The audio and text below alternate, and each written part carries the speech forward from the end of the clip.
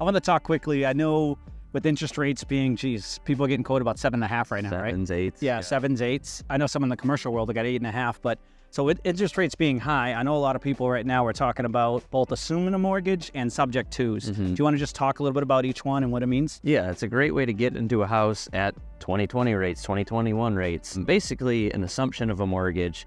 Government-backed loans should be assumable, like the VA, the FHA loans, and you actually will reach out to the loan servicer, and you as a person will qualify for that loan, and then your name will be on that loan, and then you take over that loan. So it's going to be at the same loan balance. So if you buy a house for $300,000 and they have a $250,000 loan balance, you have to bridge that difference, whether it's a line of credit, cash, however, you've got to come up with that difference. But then you can get into that loan, the same terms, same rates that the original borrower signed off on. So you could get into a loan that somebody got in 2021 at a 2.5% mortgage. There's no other way you're going to get that in today's environment. Yep. And a subject to, you are not qualifying for that loan and taking it over, but you are taking title to that property while the original seller is still on the note and mortgage. Those are two different documents, the deed and the mortgage. So you are taking deed to the property while they retain the mortgage, and you are making their payments for them. And it's another way that you have the deed to a property, you're into a property, and you're still at that mortgage rate that it was a few years ago, and you don't have to qualify it. It doesn't go in your personal name. And I think it's pretty cool. Both of these are tools in the tool belt,